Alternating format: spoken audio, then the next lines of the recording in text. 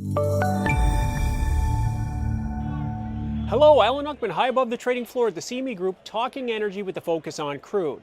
Crude today consolidated once again, still holding some of these gains. 52.15 was a close, up 25 cents, which is about a 0.5% gain on the day. Tight range there, 52.35 to 51.60, 75 cents between the high and the low. But that's typical of what we've been seeing lately, these condensed ranges.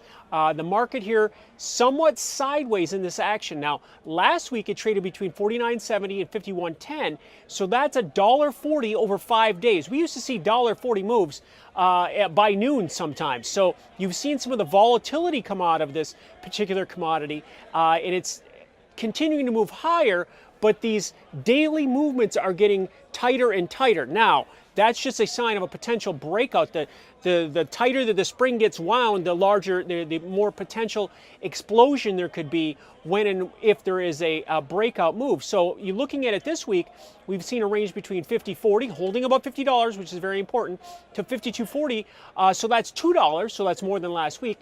We did make new multi-month highs yesterday, new 5-month highs yesterday at 52.40. We closed lower. Still haven't taken that out yet today, so we'll have to wait and see. But a new high would void that, so a new move above 52.40 would avoid that reversal. But I'm not totally sold. It wasn't a violent turnaround. That's what you usually need to see when it makes new highs and heavy volume and a lower close. That did not happen yesterday. Some of the fundamental news came out. Inventory decline continues here. Crude oil, a 1.8 million barrel drop last week. The numbers that we've got on our screen. So total inventory is 471, significantly below the 525 or so where it was a couple weeks back. The refiners have also ramped up their efforts as well. They're at 89% capacity, so almost a full comeback there. Still a few percent to go, but they're coming online. So it's also interesting to get some analyst opinions changing as the price has risen. Now people are getting a little bit more optimistic. Some analysts are looking for a 2 to 4 million barrel per day surplus, not until 2019. That's why we call them futures contracts. We're looking out in the future. And that could obviously change this dynamic of this oversupply. And the reason that they're calling for this is they're saying that the low prices that we saw in 2014 when the crude prices crashed prevented a lot of infrastructure spending in this space.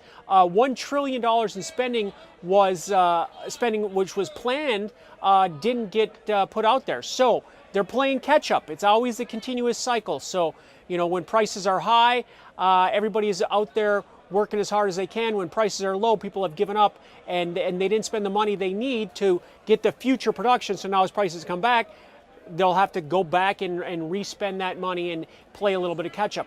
Also in the news, we've got some Turkey discussion here where they're looking to shut off their pipeline from the Kurds as they've had this referendum to go independent. So that's going to take a little supply offline here in the near term, and that's an underlining tone of support as OPEC has been talking, obviously, of extending these production cuts.